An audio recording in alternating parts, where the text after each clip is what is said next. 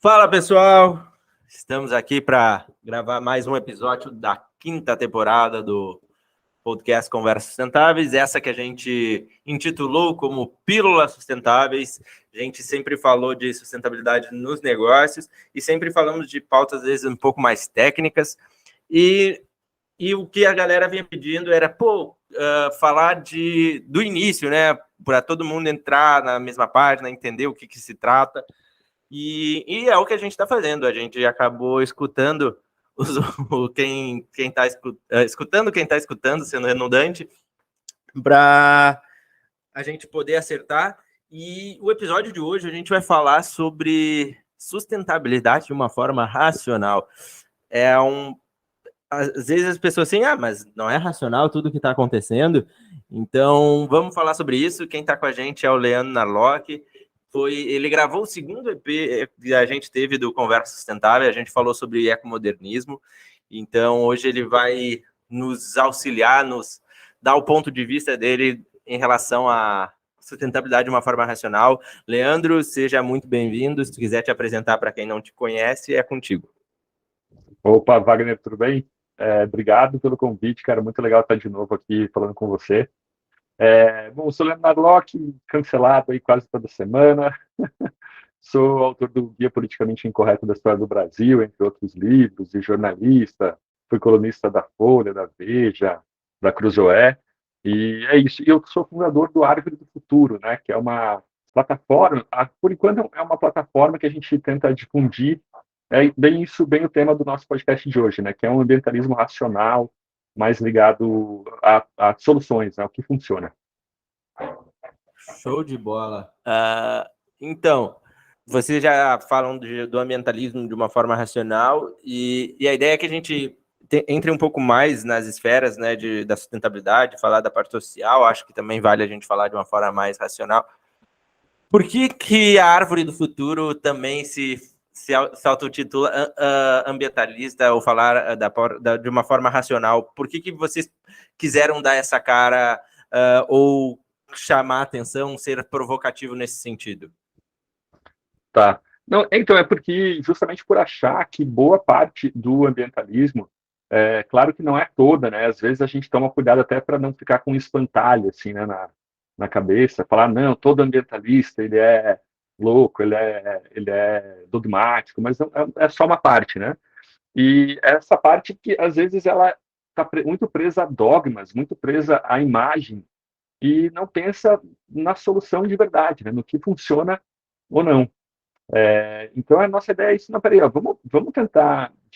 A nossa pauta é só demonstrar virtude, parecer que a gente está ao lado do meio ambiente e tal, ou a gente de fato quer aliar a preservação à prosperidade, né?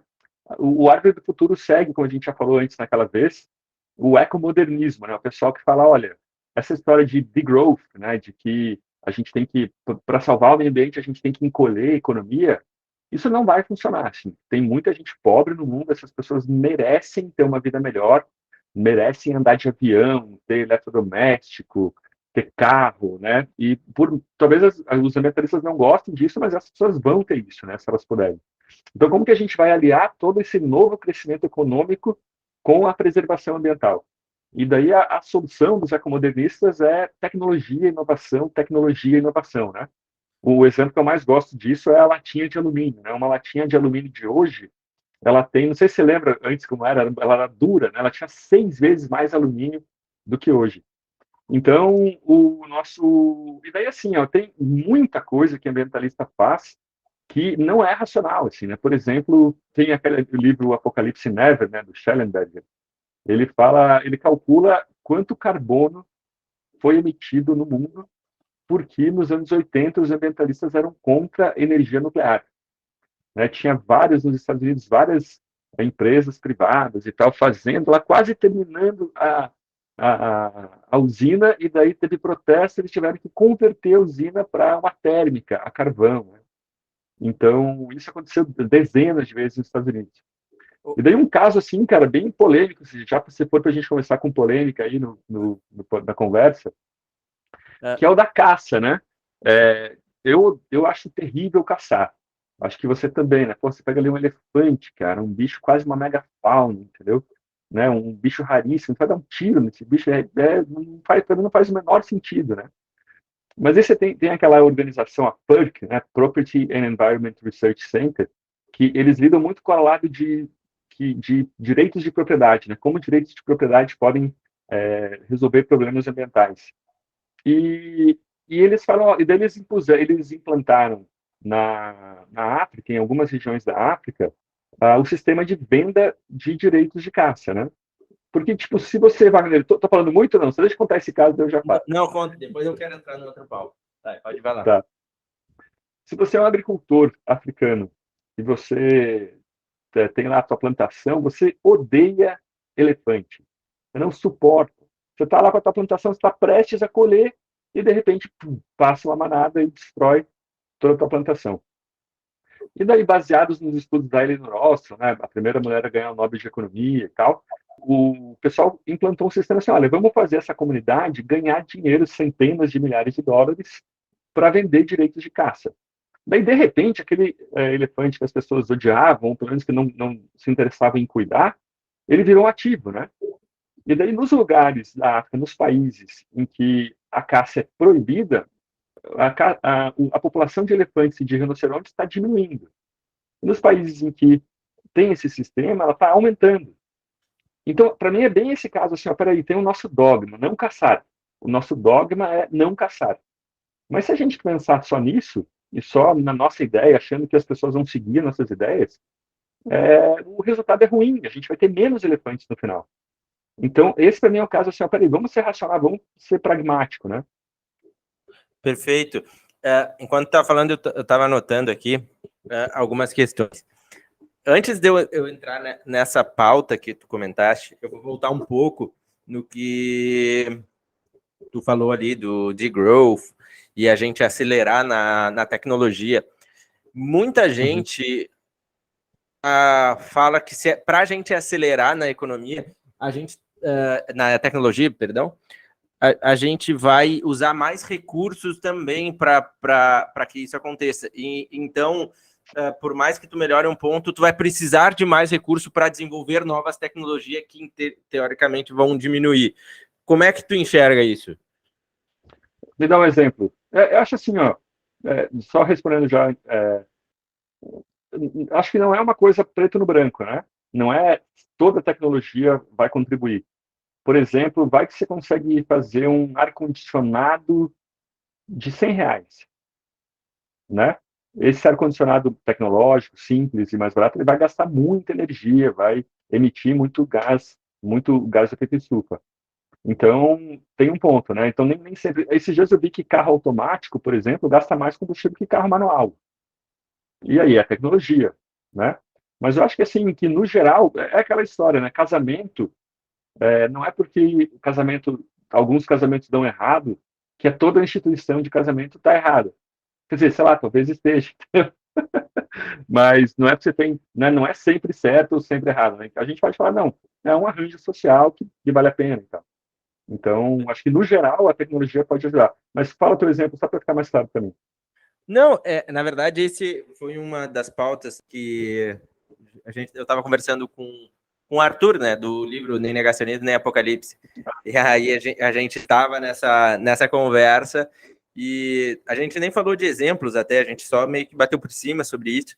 E ele comentaste, porque o Arthur ele tem uma outra visão em relação a essa parte do crescimento, e ele fala, cara, vai ter operações que a gente vai acabar usando mais, eu vou fazer uma tecnologia para isso, mas só que para criar essa tecnologia eu vou acabar consumindo recursos naturais para eu querer implementar um outro processo.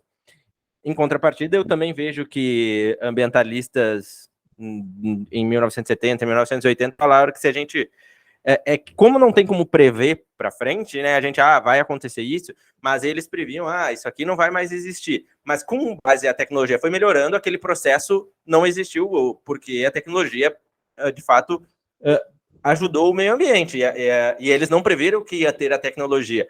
Eu costumo dizer, até para os negócios, isso, quando a gente fala, tem questão, por exemplo, do próprio metaverso, o que a gente traz, né?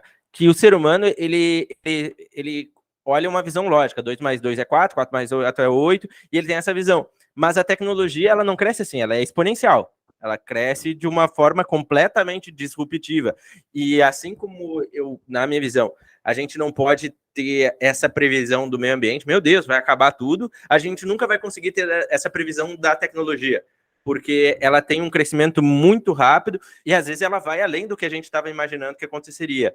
E então, o meu ponto era justamente isso, que foi o que eu comentei para o Arthur, que a gente não tem como prever isso por causa da tecnologia. E se a gente seguir os parâmetros, pelo que os ambientalistas falavam, nem existir mais mundo hoje, né? O mundo existiria, não existir, nós não íamos mais estar aqui, né? É verdade.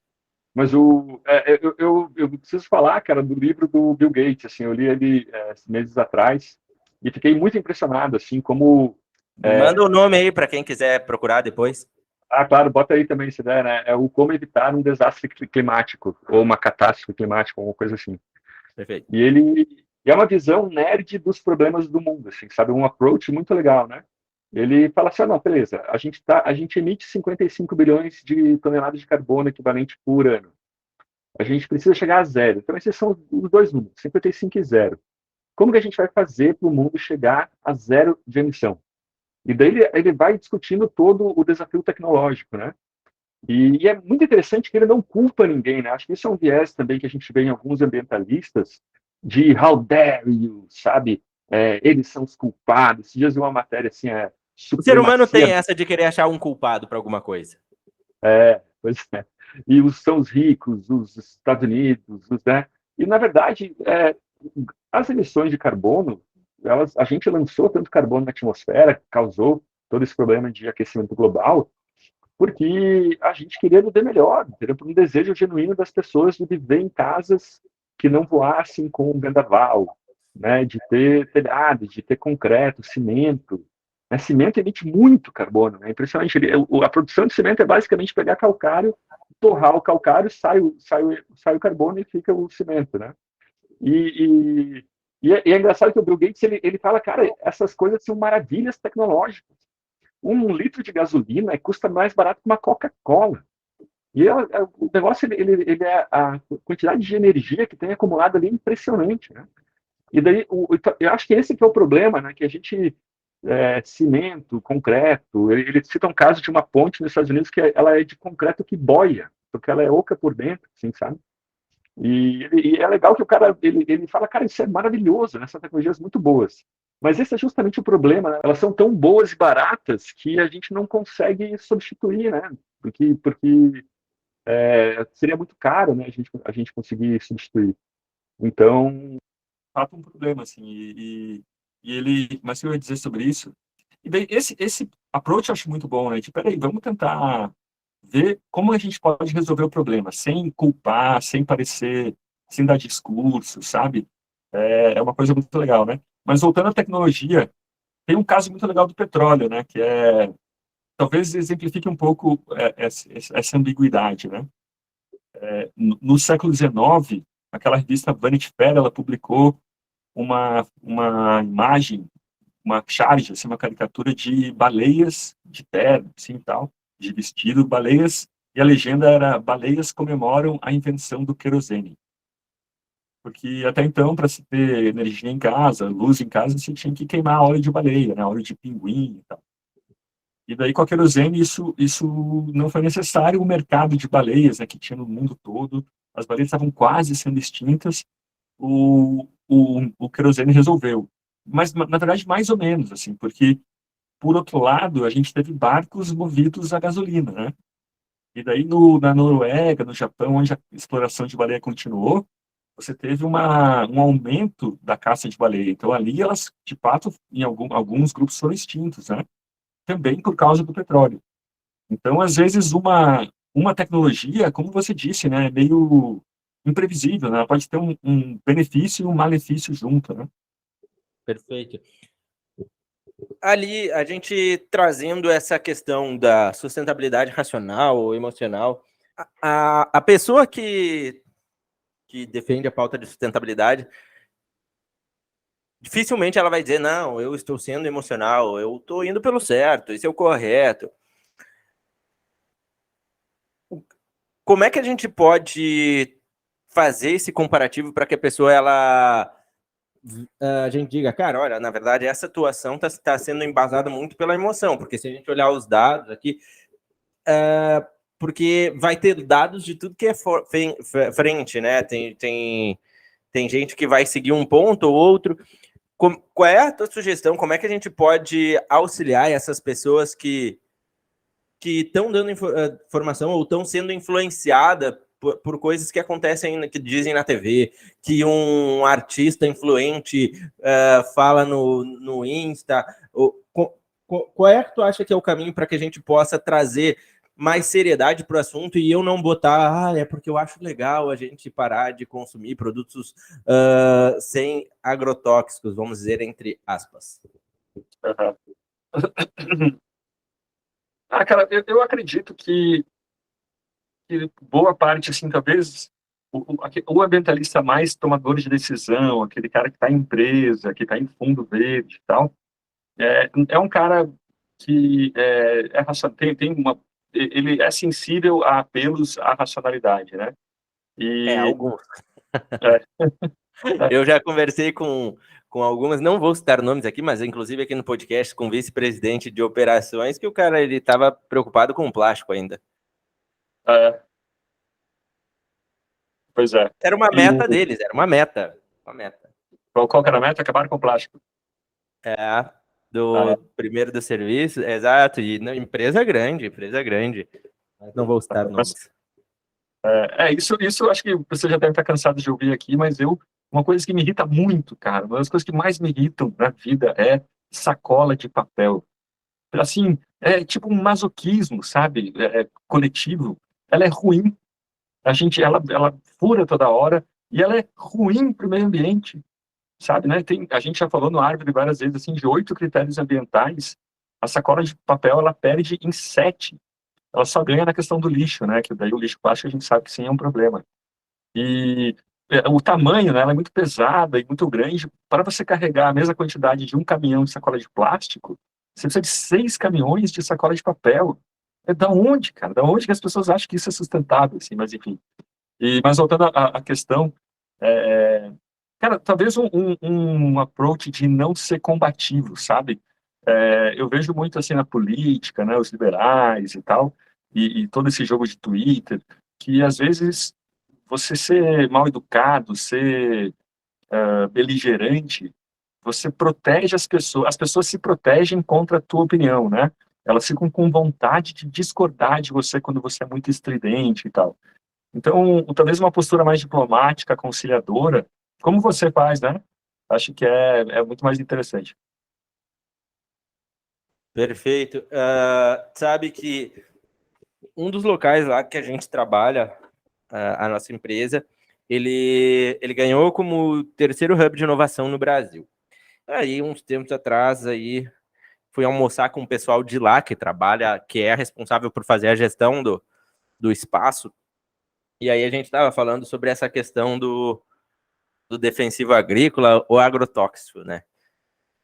E o quanto essas pessoas têm ainda a visão que o agrotóxico é ruim para as pessoas. A informação onde elas têm até o momento, tinham até o momento, era que o agrotóxico era nossa, vai matar as pessoas, vai gerar câncer, é isso. E aí eu trouxe algumas informações, alguns dados que essas pessoas assim, mas eu não sabia disso. Não, onde é que tem essa informação?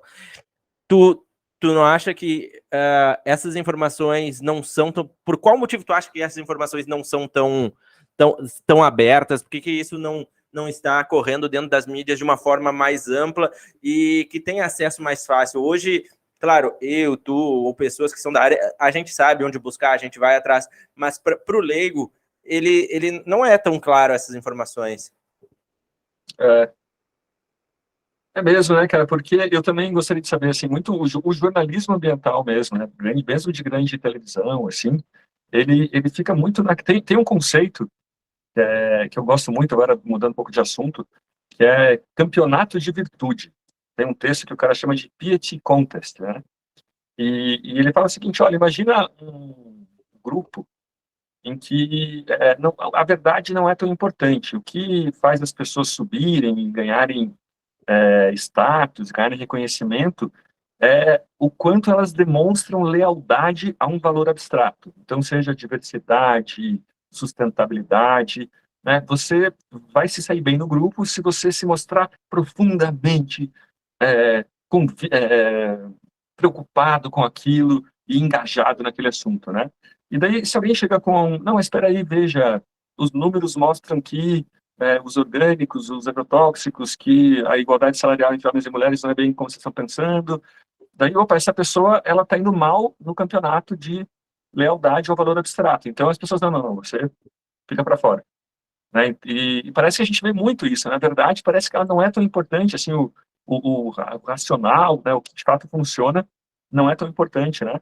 E nesse caso, talvez tenha, nesse caso dos agrotóxicos, tenha mais um problema, que é um viés humano de achar que aquilo que é artesanal, que é natural, feito com as mãos, é mais sustentável, né? Aquela coisa de casa. Por exemplo, você coloca no Google Images sustentabilidade, aparece a famosa mãozinha com uma plantinha. Né? Eu penso, por que isso é sustentável? Se uma pessoa teve que usar a mão dela ali alguns 5 minutos para ela plantar a plantinha, ela vai ser pobre, ela vai ser muito pobre, porque ou a comida vai ter que ser muito cara para pagar um bom salário para essa pessoa, ou então ela vai ter que ganhar pouco para a comida ser barata, né? Se a comida for barata. Então, geralmente, essa agricultura artesanal, assim, ela é miserável, né? Quando a gente consegue fazer um trabalhador produzir muito no dia de trabalho dele, o teto de salário dele aumenta mais, ele aumenta com a produtividade. Então, aquilo não é sustentável, né? Não atende os desejos do ser humano e tal. Então tem essa história também da quimiofobia, né? Esse avesso à química, assim. E a gente pensa assim, por exemplo, peraí, um fogão elétrico movido a energia nuclear, ou um fogão a lenha, lá de Minas Gerais, delícia, sabe? Aquela coisa bem casa de campo e tal. Adoro. Mas vamos ver os números, né? Qual que é mais sustentável? Qual que causa um impacto ambiental menor e usa menos recursos com o mesmo efeito, né? Daí é lógico que é o fogão elétrico, aquele horrível, né? Nos Estados Unidos teve um protesto enorme lá que as pessoas estavam querendo proibir o fogão a gás e impor a todo mundo o fogão elétrico, né? Mas, enfim, então o nosso apelo é sempre esse, né? Peraí, vamos olhar os números, né? Vamos ver o que funciona ou não. O Taleb, né? O Nassim Taleb, ele costuma falar que se você quer deixar qualquer coisa bonita, qualquer palavra bonita, coloca neuro na frente. Então tem lá marketing, neuromarketing. Economia, neuroeconomia. E parece que isso funciona também com bio, né? Biomarketing, bioeconomia. Esses dias eu vi biopsicologia. Então, a gente parece que aquilo que é meio artesanal, que é meio bio e natural, aquilo parece mais sustentável, mas muitas vezes né? Mas outras não. Eu tenho um sócio meu, o cara, eu brinco que é cabeça branca, e ele é da área do marketing, né? E ele fala, cara, eu fui fazer um curso aí dessa galera nova, eles põem um nome tudo novo para coisa tudo antiga. Ele falou assim, são coisas que eu já tinha visto tudo, daí pelos nomes eu pensei que era outra coisa, eu cheguei lá, é tudo a mesma coisa, é só um nome diferente, e me vendeu o curso, porque eu achei que era outra coisa. Sério? Sério. Exatamente. E é justamente isso. Eu, até falando agora mais com o pessoal que está ouvindo, eu vejo que essa questão de buscar informação antes de sair dizendo alguma coisa, né? Antes de tomar uma posição, busque informações de 2, 3 lados, 3 veículos, 3 pessoas que pensam diferentes, para que tu comece a entender os pontos, porque é muito comum, eu vejo assim, 2 situações. As pessoas quererem opinar em tudo. Vem na internet, alguém me segura porque eu tenho que entrar nesse debate. A pessoa nem sabe o que está se falando, mas ela quer entrar naquele debate. E o outro ponto que eu vejo que está acontecendo muito, a pessoa faz um curso de alguma coisa e ela já quer te dar aula sobre aquilo ali. Ela nunca pôs em prática, ela nunca vivenciou, mas ela acha que tem o direito de poder debater de igual para igual com alguém que já vivencia aquilo há anos, que já trabalha, que já estuda. Você está falando de mim, você está falando de mim. Quê? Parece que você está falando de mim. Mas é um ponto que eu vejo, e eu acho que a ideia desse podcast é justamente isso, trazer, buscar informações, escuta pessoas, e que se torna, as coisas vão fluírem mais, sabe? E antes que a gente chegue ao fim, quem quiser me seguir, eu tô no Insta, @WSLopes, LinkedIn Wagner Lopes. E, Leandro, não sei se tu tem mais algumas considerações finais, onde as pessoas te encontram. Seguir também a página da Árvore do Futuro, que tem muito conteúdo racional, muito legal para assistir. E então, se tu quiser botar tuas considerações. Não, só uma pequena contribuição sobre esse assunto dos agrotóxicos e tal. O interessante é que mesmo a tecnologia hoje está tão grande, a inovação está tão grande, que mesmo o fertilizante agrotóxico está virando coisa do passado, né? Por exemplo, hoje você tem herbicida, uma coisa que está se usando cada vez menos, né? Porque hoje, em vez de você ter que borrifar herbicida numa plantação toda, você tem tratores com câmeras que leem a plantação e jogam e borrifam o herbicida só onde é necessário, né? E então isso faz cair 90% o uso do agrotóxico. Na verdade, isso também já é passado, porque hoje você tem um outro trator que ele vai lendo a plantação e se tem alguma erva daninha, ele dá um choque nela, orgânico, sem química, entendeu? Sem química nenhuma. Então mesmo a tecnologia agindo. E mesmo nesse caso, se a gente falar assim, não, então tá, então agrotóxico é ruim, faz mal, então vamos... a tecnologia também ajuda, né? O pessoal de orgânicos, de milho orgânico, eles estão usando muitas bactérias, até o Brasil é pioneiro nisso na pesquisa, as bactérias que ajudam na fixação de nitrogênio. Então você não precisa usar mais fertilizante porque a planta em si, você dá uma ajuda para ela conseguir absorver nitrogênio, né? E então mesmo nesses casos de orgânicos que a gente se preocupa, se a gente se preocupasse com isso, a tecnologia também ajuda, né? E, bom, é isso, cara. O meu Instagram é Elinarlock, peço que todos sigam lá, e o do Árvore do Futuro, @Árvore do Futuro. Quem quiser participar do movimento, quem gostou, escreve para mim, escreve lá no site do Árvore, no Instagram, e a gente conversa. Show de bola, pessoal. Muito obrigado. E, Leandro, vamos nos falando. Abraço. Valeu, Wagner. Até mais.